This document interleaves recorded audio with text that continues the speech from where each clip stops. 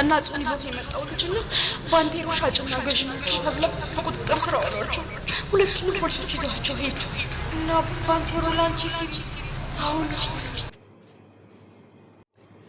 ሉሊት በመገረም ሔዋንን እንዴት ላንቺ ብሎ ባንቴሮ ይታሰራል ትላታለች።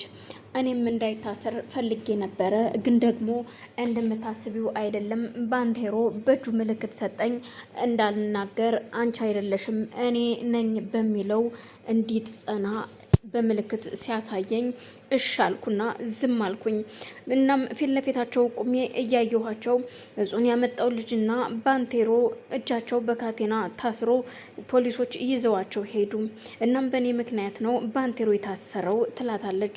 እኮ እንዴት እንደዚህ ሊሆን ይችላል? እንዴት በምንስ ምክንያት ሊታሰር ይችላል ስትላት እኔ ምንም የማውቀው ነገር የለም፣ እኔም ግራ ገብቶኛል። በሰዓቱ ተናድጄ ስለነበር እኔ ዝም ብዬ ወደ መጠጥ ቤት ነው የሄድኩትኝ። በምንስ እንደተናደርሽ ልትነግሪኝ ትችያለሽ? ሔዋን እንዴት እንደዚህ ታደርጊያለሽ? ተመልሰሽ እንዴት ወደዚህ ቦታ ትገቢያለሽ? እኔ በፍጹም እንዴት ታደርጊያለሽ ብዬ አልጠበቅኩም፣ ካንቺም አልጠብቅም ይሄንን ነገር በማለት ሉሊት ትናገራታለች። አዎ ልክ ነሽ ሉሊት፣ እንደዛ መክረሽኝ ተመልሼ ነበረ፣ ግን በሆነ ነገር ተበሳጭቼ ነው ወደዚህ የመጣሁትኝ። ተመልሼ እዚህ ሱሴ ውስጥ መደበቂያዬ ራሴን ለማደንዘዝ ስለፈለግኩ ነው ስትላት፣ ሱስ የራስ መደበቂያ ሊሆን አይችልም፣ በፍጹም እያደረግሽው ነገር አግባብ አይደለም በማለት ትናገራታለች።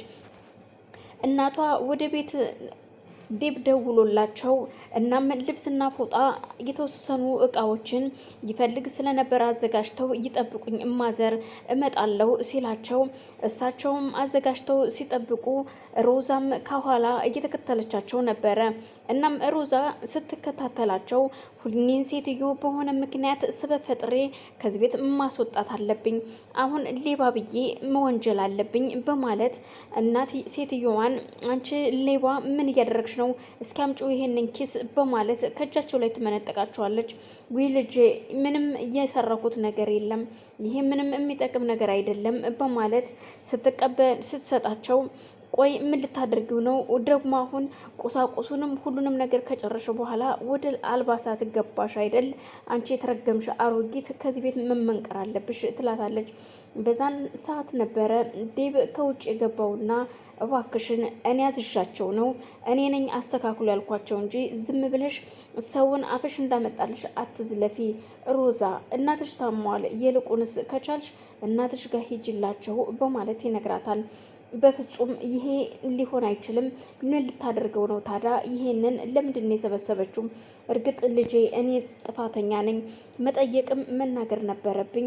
እዚህ ጋር ደብቄ ማስቀመጤ ነው ሌባ ያስባለኝ። እናም እሷ ምንም ጥፋት የለባትም፣ ጥፋቱ የኔ ነው ይላሉ። እንዴብም ደግሞ ቢሆንም ጥፋቱ ቢናገሩም ባይናገሩም እኔ ነኝ አይደል ያዘዝኩኝ፣ እኔ ካዘዝኩት ምንም ችግር የለውም ማዘር፣ ይሄ ምንም ጥፋት አይደለም። ሲጀመር ደግሞ ሊሰርቁም አይደለም እዚህ ጋር የተቀመጡት፣ እኔ አስተካክሉልኝ ባልኩት መሰረት ነበረ እያስተካከልኩት። እሷ ሁልጊዜም ስትናገር ላፏ አንደበት ለዛ የለውም፣ እንዳመጣላት ስለምትቀደድ ነው እንዲህ የምትናገረው በማለት ሮዛን ይነቅፋት ጀመር። ሮዛም ዴብ ምን እያልክ ነው?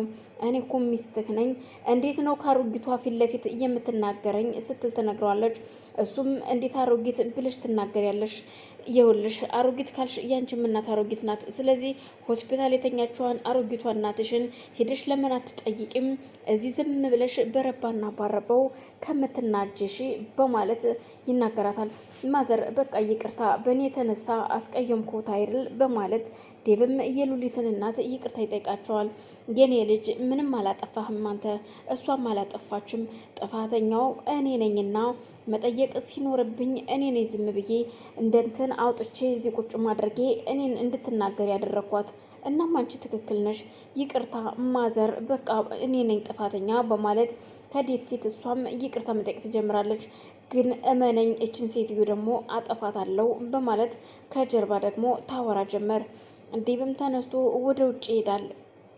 ምክንያቱም ይህንን እቃ ይዤ መሄድ ስላለብኝ አብሬህ መሄድ እችላለሁ ወይ ስትለው በፍጹም አያስፈልግም ያንቺ መሄድ ይላታል።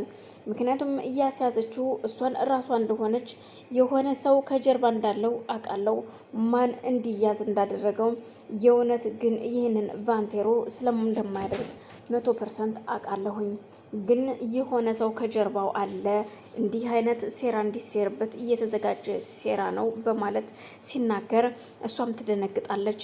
ምክንያቱም ከዚህ በፊት የሉሊትን እናት እንዲወጋ እንዲገልላት የቀጠረችውን ሰው ስታቀው፣ ምክንያቱም ባንቴሮ እያሰለለኝ ነው፣ ስለዚህ ባንቴሮ እየሰለለኝ ነው ማለት ደግሞ አበቃልኝ፣ ባንቺ ምክንያት ይኸው ጦስ ውስጥ ልገባ ነው ብሏት ነበረ። ስለዚህ አንተም እንደዛ ከማድረግ በፊት እኔ ካንተ ቀድሜ ባንቴሮን እስር ቤት አስገባልሃለሁ ብለው ነበረ። እናም በዛ ምክንያት ነበር ባንቴሮ ወደ ሔዋን ተከትሎ ሲሄድ ሔዋንን ለማጽናናት በሄደበት አንደኛውን አስተናጋጅ ስጠውና እሱ ተቀባይ አንተ ሰጭ እንደሆነ ታስመስለህ ታስይዛቸዋለህ። ከዛ ሁለቱ ወደ እስር ቤት ሲሄዱ ምክንያቱም ይሄኛው እጽ የሚሰጠውም የእሱ የባንቴሮ ጓደኛ ነበረ። እናም ሁለቱን እስር ቤት መክተትና መበቀል ነበረ የምትፈልገው። እጹ ደግሞ ከተገኘባቸው እድሜ ልክም ሊታሰሩ ይችላሉ። በሌላው ዓለም ደግሞ ህይወትንም እያሳጣል። ግን እንደ ኢትዮጵያ ደግሞ እስር ነው የሚቀጡት። እና ብቻ ከባድ ነው ባንቴሮ ላይ የተደረገው ነገር በማለት ያወራል። እና ይሄ ነው ያለው ነገር ማዘር። እስኪ ደግሞ አሁን ልሂድና እስኪ የማውቃቸውንም ሰዎች እያነጋገርኩኝ ነው። ስለዚህ የሚሆነውን እስኪ ቀስ ብለን እናያለን። እንዲህ በቅርቡ እንኳን ቶሎ የሚፈታ አይመስለኝም ይላቸውና ዴብ ተነስቶ ይሄዳል። ሔዋን ተጨንቃለች። አሁን እሺ ምን ብዬ ነው ወደ ቤተስ የምመለሰው? ሮዛ ናት ለዚህ ሁሉ የዳረገችኝ። ይውልሽ ሉሊት፣ እኔ ስመጣ በአጋጣሚ ሮዛ እና ዴቭ መኪና ውስጥ ነበሩና ሁለቱ እየተሳሳሙ ሳይ በጣም ተናደድኩኝ። ለዛ ነው